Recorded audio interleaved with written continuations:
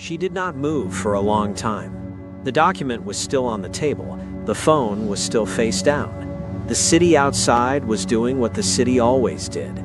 Loud, enormous, entirely indifferent to the specific and precise way that certain things rearrange themselves inside a person without making any sound at all. Zara sat with it. She had learned somewhere in her early 20s that the first feeling was never the true feeling. The first feeling was just the impact, the body registering that something had landed. The true feeling came later, quieter, after the noise of the impact cleared and you were left alone with what was actually there. So she sat, and she waited for the true feeling. It came in two parts. The first part was about the label, Yoon Group Holdings, two holding companies between his name and hers, but his name at the bottom of it, patient and permanent. The way his name was at the bottom of everything she was only now beginning to understand. She thought about the negotiation Renee had called the cleanest 4 days of her career. She thought about the terms, fair, full publishing ownership, no hidden clauses. She thought about how proud she had been, how she had told her mother on the phone that she had done it, that she had finally done it on her own terms. She thought, I told my mother I did it on my own terms. She sat with that for a while. The second part was about the woman on the rooftop. Not anger, not yet, something more precise than anger. The particular feeling of understanding that a silence you were given had a shape you were not shown. 2 nights. He had gone quiet for 2 nights, and she had lain in the dark being careful with herself, talking herself through it, extending every reasonable interpretation she could find. And during those 2 nights, he had been on a sole rooftop with a woman whose hand rested on his chest with the ease of someone who had stood exactly there many times before. She thought, I extended every reasonable interpretation. She thought, I was very careful with myself on his behalf. She picked up the phone, turned it face up, looked at it. She did not call Marcus. She did not call Renee. She set the phone back down. Then she got up, washed her face, and went to bed. Welcome to Afro K Mafia Stories. If you are watching this, and you have ever been careful with yourself on someone else's behalf, you already know exactly where this story is going. Subscribe before part 2 takes you somewhere you are not ready for. She answered his call the next night at 10 p.m. He would say later, much later, in a conversation she was not yet ready to imagine, that he knew something had changed the moment she picked up, not because of anything she said, because of the half second before she said it, a pause so small that anyone else would have missed. He did not miss it. He had spent 3 months learning the architecture of her silences, and this one had a different texture than anything he had heard before. She talked. She asked about his Seoul board meeting. She laughed once, genuinely, at something he said about Kwon Tae-min's expression during a negotiation, and the laugh was real, he could tell the difference, but it arrived in the conversation, and then it was gone, and the air after it was different from the air after her other laughs. He could not name what was different. That was new. He could always name things. She said goodnight at 11:15. He sat in his hotel suite for a long time afterward with his phone in his hand, running the call back through his memory the way he ran everything, completely, looking for the thing he had missed. He did not find it. That was the point. She had not given him anything to find. He called Kwon Tae-min at midnight. Is there anything I should know about? He said. Kwon Tae-min understood the question. He always understood the question. Nothing new. Nothing in the press. Nothing from Renee. Haejin was quiet for a moment. Her next showcase, he said. When? 10 days. I'll be there. He set the phone down, looked at the ceiling. The thing sitting in his chest was unfamiliar enough that he spent several minutes simply identifying it before he could decide what to do with it. It was not suspicion. It was not jealousy. It was something closer to the feeling he sometimes had in a negotiation when he understood, before any evidence, that the other party knew something he did not, the feeling of being behind. Hae-jin Yoon had not been behind in a very long time. Across the city, in his own hotel room 3 blocks away, because Quan Tai Min had worked for this man for 11 years and had never once stayed far. Quan Tai Min sat with his phone in his hand and looked at nothing in particular. He had sent the photograph 4 days ago. He had not told anyone he sent it, not logged it, not left a single traceable thread between the image and himself, because he had been trained by the same organization that trained He Jin, and when Quan Tai Min did not want to be found, he was not found. He sat with the silence, the way he sat with everything, completely still, nothing performed, nothing managed. He had watched He Jin Yoon for 11 years, had watched him move through rooms, through negotiations, through losses that would have broken other men, with a particular steadiness of someone who had decided very early that feeling was a private matter, and privacy was the only protection worth having. He had watched him fall, not quickly, not obviously, slowly, the way things fall when the person falling is too disciplined to acknowledge the ground rushing up.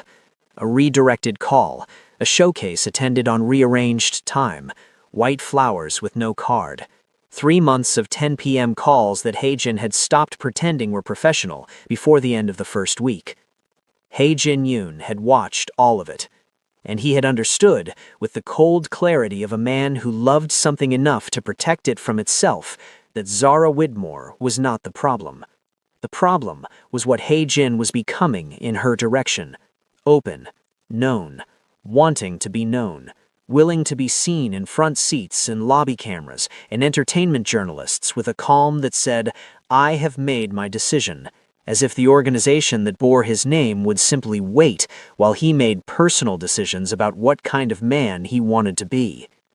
He had sent the photograph to move her, not to hurt her, to move her, cleanly, quickly, before the investigation closed and proximity became liability, and a woman who had done nothing wrong found herself looked at by people who did not care about that distinction. He told himself that was why. He was still telling himself that at midnight when He Jin called and asked if there was anything he should know about, and he said no, nothing from Renee, and heard his own voice deliver the answer with its usual steadiness, and felt, underneath the steadiness, something he did not have a practiced name for. He set his phone down. Outside, New York was doing what it always did. He looked at it without seeing it. He thought, "I have protected this man for 11 years. He thought, "I am still protecting him." He thought, "I hope he never finds out the shape of it." If you are new here, this is Afro K Mafia Stories, where loyalty is the most dangerous thing in the room and nobody gets away with anything clean. Subscribe. You will want to be here for what comes next. In Seoul, Yoon Ji-yeon was answering emails she had been avoiding for 3 days. This was her standard approach to administrative work. Defer until the weight of it became more uncomfortable than the doing of it, then sit down and move through it quickly, efficiently, without ceremony. She had inherited her brother's capacity for focused attention and deployed it in entirely different directions. A small architecture firm, 4 employees, projects that were modest in scale and precise in execution, nothing that required her name to open doors, because she had spent 12 years making sure her name opened nothing. She had left the Yoon organization at 26, not dramatically, not with a confrontation or a declaration. She had simply stopped being available for it, stopped attending the dinners, stopped returning the calls that were organizational rather than personal, built something small and entirely her own in a city that was large enough to let her disappear into the middle of it. Her mother had not forgiven her. Her brother had never asked her to come back. That was how she knew he loved her, not the way the organization loved things, which was possessively, with conditions, with the permanent implication that belonging required performance. He loved her the way people love things they want to remain free. He never asked her to come back. He simply showed up, occasionally, on rooftops and in quiet restaurants, and once on the steps of a museum she had designed a small addition for. Showed up and sat beside her and talked about things that had nothing to do with the organization and let her be exactly what she had built herself into. She had not known about the photograph until 3 days ago. She had found out the way she found out most things she was not supposed to know, through the particular architecture of her brother's silences, a call that was slightly shorter than usual, a question about New York asked once and not followed up, the specific texture of a man who was managing something adjacent to their conversation rather than having it. She asked him directly. He had told her. She sat now with the emails unfinished and thought about a woman in New York she had never met who had looked at a photograph of a private rooftop moment between siblings and understood it as something else entirely. She thought about what that misunderstanding had cost. She thought about her brother's voice when he said her name, Ji-yun, in the way he said it when something had already been decided and he was simply informing her of the shape of the decision. She opened a new email, typed a New York address she had found without difficulty, because finding things without difficulty was, it turned out, a family trait, regardless of which direction you took it. She typed 3 sentences. She did not send it immediately. She sat with it the way her brother sat with things, completely, nothing rushed, waiting for the moment to be exactly right. She would know when that was. Drop a comment and tell me, did you expect Kwon Taemin? Did you expect Ji-yun? Because this story just became something nobody had the map for. Subscribe if you haven't. And Marcus Whitmore is about to walk through a door that changes everything. Marcus landed at JFK on a Thursday morning with 1 carry-on bag and no announcement. He did not tell Zara he was coming. He did not tell Renee. He took a car to a hotel in Midtown, not her neighborhood, not anywhere near it, checked in under a name that was not his, and sat down at the desk by the window with his laptop and a coffee that went cold while he worked. He had been doing this for 11 months. Not the visiting, the working.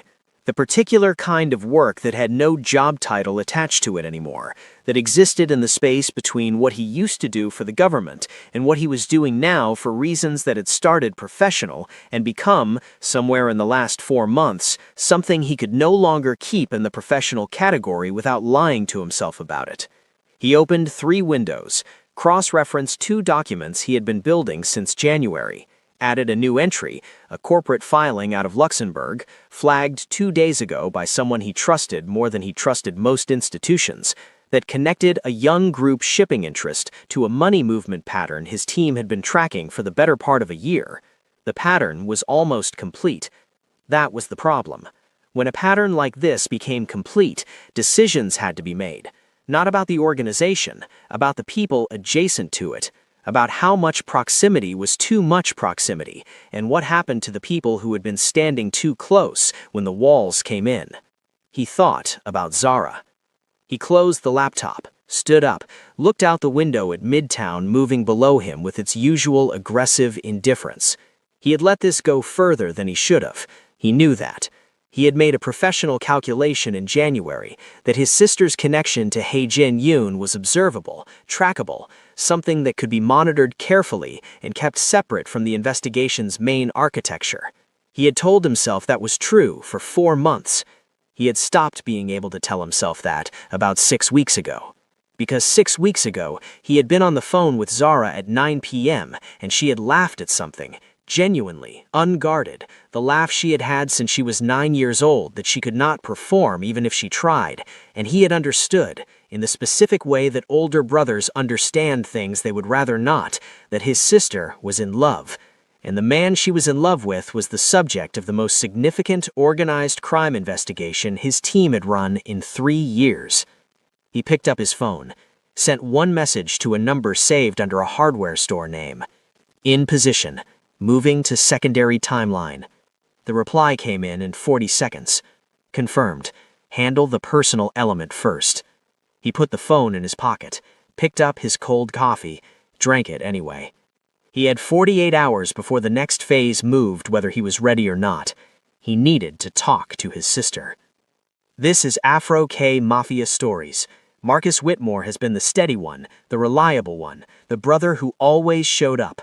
Pay very close attention to what showing up actually meant. Subscribe if you haven't. This story is turning in a direction nobody had the map for. Zara had a studio session on Thursday afternoon. She arrived 20 minutes early, which she always did, set up her notes, talked through the arrangement with the producer, a quiet man named Ellis who had been in the industry long enough to know that the best thing he could do in a session with Zara Whitmore was stay out of her way and keep the levels clean. She worked for 4 hours without stopping. This was new. Not the work. She had always worked with this kind of focus. What was new was what was underneath it. Before, her focus had been generative. She worked toward something, chased the feeling, rode into the dark until she found the word that fit, the way she had described it to Heijin once on a 10 p.m. call when he had asked her what writing actually felt like from the inside. The work came from somewhere open. Today, the work came from somewhere closed, and the songs that came out of somewhere closed were different, harder edged, more precise, less interested in being understood, and more interested in being exact. Ellis noticed. He said nothing.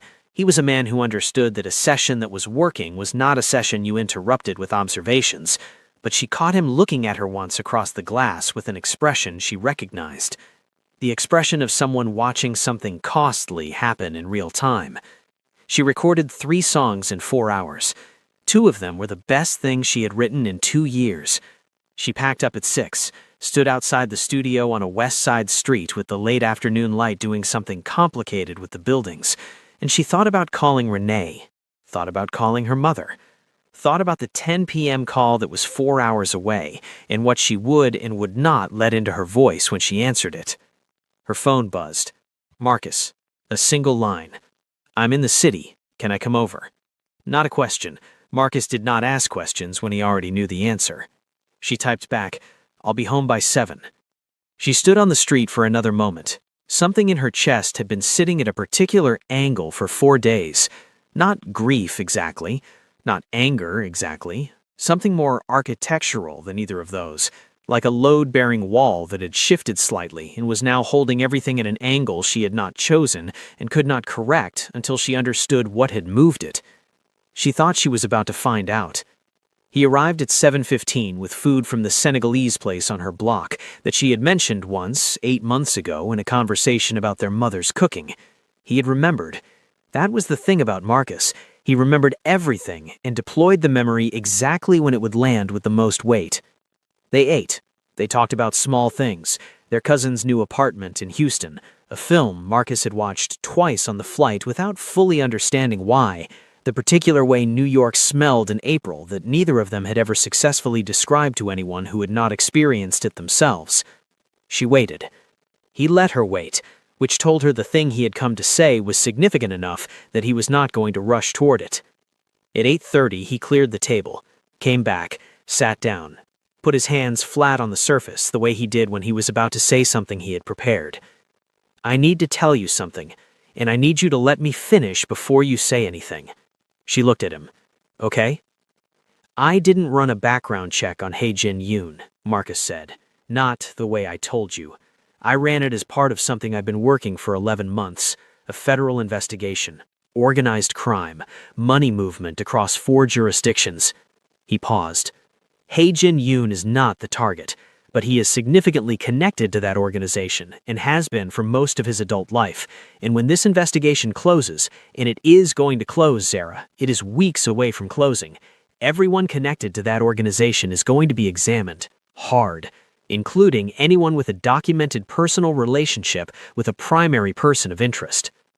The room was very quiet. Including me, she said. Including you.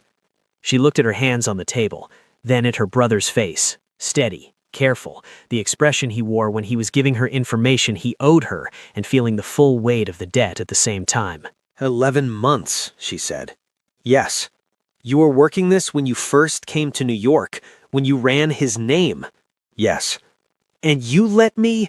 She stopped, reorganized. You watched this happen. For months you watched this, and you said nothing. I made a professional decision that became a personal failure, Marcus said. I am telling you now because the timeline has moved, and I cannot protect you from what comes next if you don't know what comes next. She stood up, walked to the window, looked at the city, enormous, ongoing, entirely unbothered. The label, she said. Yoon Group Holdings. Yes. If the investigation closes the way you're describing, your contract is with a subsidiary, 2 layers removed. The legal exposure is limited, but it exists, and you need to know it exists. She pressed 2 fingers against her mouth, said nothing for a moment. The photograph, she said. The rooftop. Who sent it? Marcus was quiet. Not the quiet of someone choosing words, the quiet of someone who had been waiting for this specific question and still did not have a clean answer for it. We don't know yet, he said. It didn't come from my team. I want to be clear about that. Someone else sent it. Someone who knew your number, knew the image would land exactly the way it did, and knew enough about the situation to time it. She turned from the window. Someone inside his circle. That's my read, yes. So there's a traitor in his organization. There's someone operating a separate agenda inside his organization, Marcus said carefully. Whether that makes them a traitor depends entirely on whose side you think they're on. She looked at her brother across the table. What does the woman in the photograph have to do with any of this? Marcus held her gaze. That's the part I should have told you sooner. He paused. She's his sister, Yoon Ji-yeon. She left the organization 12 years ago, built a separate life. The rooftop meeting was private, off calendar, no staff, nothing logged. Whoever got that image worked to get it. The silence that followed was long and had a specific quality, the quality of something that had been load-bearing shifting back toward its original position. Not relief, something more complicated than relief. The particular feeling of understanding you have been cold toward the right person for the wrong reason. She sat back down. She looked at the table, at her hands, at nothing in particular. He was with his sister, she said. Yes. She said nothing for a moment. There is one more thing. In this one, I am still deciding what it means. She waited. Hae-jin Yoon has been quietly dismantling parts of this organization from the inside for 18 months. He said it the way he said things he was still building a position on, carefully, without conclusion. Not for us, not for any government, for his own reasons, which means when the investigation closes, he is either the most dangerous person in the entire situation, or he has been trying to get out of something he was born into and never chose. She looked at her brother across the table. Which do you think it is? Marcus looked at his sister for a long moment. I think, he said slowly, that a man who meets his sister on a private rooftop and keeps it off every calendar he owns, that man is protecting something. The question is whether what he's protecting still has room for you in it. The clock on her kitchen wall moved to 9:58 p.m. Her phone lit up on the table between them. Hae-jin.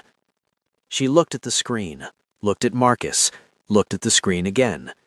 Marcus said nothing. He had spent 11 months making decisions about this situation. He understood, sitting across from his sister at 9:58 p.m., that this particular decision was not his to make, had never been his to make. He was only now admitting that to himself. She picked up the phone. She answered. 4 words, quietly, like a door opening. Then she ended the call. Marcus stared at her. What did you just... I know what I'm doing, she said. She set the phone face down on the table. Outside, New York kept moving. Loud, enormous, entirely unbothered by the quiet way certain decisions change the shape of everything that comes after them. And in a hotel suite across the city, Hae-jin Yoon sat completely still with his phone in his hand and 4 words moving through him like something he had not known he was waiting for. Come alone. Tell everything. He looked at the phone for a long moment. Then he stood up, reached for his jacket, looked at Kwon Tae-min standing by the door, steady, present, 11 years of unwavering presence, and said, I'll be back late. Go home. Kwon Tae-min looked at him for exactly 1 second longer than usual. Of course, he said. He watched Hae-jin leave. He stood in the empty suite for a long time after the door closed, the city outside doing what it always did, the silence inside doing something else entirely. He picked up his phone, looked at it, set it back down. He thought, I did what needed to be done. He thought, I would do it again. He thought, I hope that remains true. Subscribe right now, because part 3 is where this story stops being about love and starts being about who these people actually are when everything is on the table and nobody has anything left to manage. Drop a comment. Now that you know the woman was his sister, now that you know who sent that photograph, do you understand Kwante Min, or do you want him to burn? He took no car. This was unusual enough that the doorman at his Midtown property noticed. Mr. Yoon leaving on foot. No Kwan Taemin, no driver idling at the curb, just a man in a dark coat walking into a New York night like someone who had decided, for once, not to be transported, but to arrive under his own weight. He walked the 40 minutes to Harlem. He had never walked anywhere in this city. He moved through New York the way he moved through every city he operated in, efficiently, protected, the infrastructure of his life arranged so that he was never simply a man in a street. Tonight, he was simply a man in a street. The city moved around him, loud, various, entirely unbothered, and he let it. He did not manage his expression, did not catalog what was useful, did not think about the board or the investigation or Kwan Taemin's face in the moment before the suite door closed. He thought about 4 words. Come alone. Tell everything.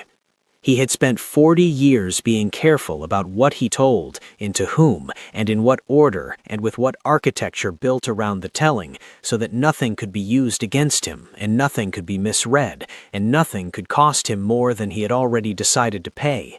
4 words from a woman who made space in her silences, and he was walking 40 minutes through New York at 10 p.m. with nothing in his hands and nothing managed and nothing held back in reserve. He thought, this is what she does to me. He thought, I knew this from the second song. He did not slow down. She heard the knock at 11:03. She had been sitting at her kitchen table since Marcus left, not doing anything, not performing calm, just sitting with the city outside and the clock moving and the particular quality of the air in a room where something significant is about to happen, and every object in it seems to know it before the people do. She opened the door. He was not what she expected. She had prepared herself, in the 40 minutes since the call, for the version of Hae-jin Yoon she had first understood him to be, composed, careful, the particular stillness of a man who had spent his life making sure nothing showed on his face that he had not decided to put there. She had prepared for that version, because that was the version you needed to prepare for, the version that could sit across from you and be completely present and completely unreachable at the same time. The man at her door was not that version. He looked like someone who had walked a long way. Not tired. Hae-jin Yoon did not do tired, she suspected, as a matter of constitution, but present in a way that was different from his usual presence. No infrastructure around him. No Kwan Taemin, no car at the curb. Just him in a dark coat with the city still on him, and his hands at his sides, and his eyes on her with the expression she had seen only in the deepest hours of their 10 p.m. calls, when he forgot to be careful. She stepped back from the door. He walked in. She did not offer him anything, did not move toward the kitchen. They stood in her entryway in the particular silence of 2 people who have said 4 words to each other in the last hour and are now deciding what comes after the 4 words. He looked at the kitchen table. The document was gone. She had put it away, not because it no longer existed, but because she had already read it, and reading it again would not change what it said. "You know about Jian," he said. Not a question. He had understood from the 4 words that she knew something. He was simply identifying which thing. "Yes," she said. He nodded once, looked at the table for a moment longer, then at her. "Who told you? Does it matter?" He considered that. "No," he said. "No, I suppose it doesn't." She moved to the kitchen. sat down at the table, not across from him, at the side, the way you sit when you are not positioning yourself for a negotiation, but for something that requires less geometry. He came and sat at the end, close enough, not across. "Tell me about her," Zara said. He looked at her for a moment. This was not what he had expected her to lead with. He had prepared, to whatever extent a man walking 40 minutes through New York could prepare, for the label, for the investigation, for the specific accounting of every decision he had made in 4 months that she had not been told about and had the right to be told about. He had prepared for that conversation. He had not prepared for this one. "She is 3 years younger than me," he said. "She left when she was 26. I was 29. I had just taken the organization from my father, and she came to me and said she was leaving, and I said nothing. I said nothing because I understood that saying nothing was the only version of yes I was capable of giving her." He paused. "She built something small, something clean. 4 employees, projects she chooses herself. Her name opens nothing, and she worked 12 years to make that true." He looked at his hands on the table. "She is the only person in my life who left and I did not try to keep, because I understood that keeping her would have been about me, not her." Zara looked at him. "The rooftop," she said. "She called me when the article ran. The photograph of me at the showcase. She called because she was worried, not about the organization, about me. She asked if I was happy." He said the word the way people say words they do not have much practice with. "I flew to Seoul. We met on the rooftop of a building she designed the lobby for 3 years ago. We talked for 2 hours. I told her about you." A pause. "She told me not to be an idiot." Something moved through Zara's chest that she did not immediately name. "Somebody took that photograph," she said. "Yes. Somebody inside your circle." He was quiet for a moment. The quiet of a man who had been sitting with an answer he had not yet said out loud. "Yes. I know who." She looked at him. "Kwon Tae-min," he said. The name sat in the room. "You're certain," she said. "I have been certain for 2 days. I have been deciding what to do with being certain." He looked at the table. 11 years. He has been beside me for 11 years. He sat outside your building with me at 1 a.m. because he understood that some situations require presence. He has never once in 11 years made a move I did not sanction. A long pause. He made this one because he believed he was protecting me from something I was choosing. "Were you?" she said. "Choosing it?" He looked at her. "Yes," he said simply. "Completely." The room held that for a moment. She looked at her hands, at the table, at the city outside doing its relentless thing. She thought about 4 months of 10 p.m. calls, about white flowers with no card, about a label deal she had told her mother she earned on her own terms. "The label," she said. "Yes." "Tell me why." He did not reach for architecture, did not build a frame around it or approach it from an angle that would make it land more cleanly. He simply said it. "Because Denton Farr's backers still had connections I had not fully neutralized. Because a woman with a fair deal and full publishing ownership is harder to touch than a woman still unsigned and looking. Because I could see 3 moves ahead, and all 3 of them had you exposed in ways I was not willing to accept." He paused. "And because I did not tell you, because telling you would have required me to show you exactly what I am, and I was not ready for you to see that and decide it was too much."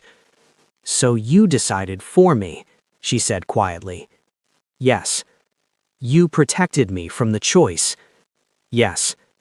She looked at him for a long time, long enough that another man would have filled the silence. He did not fill it.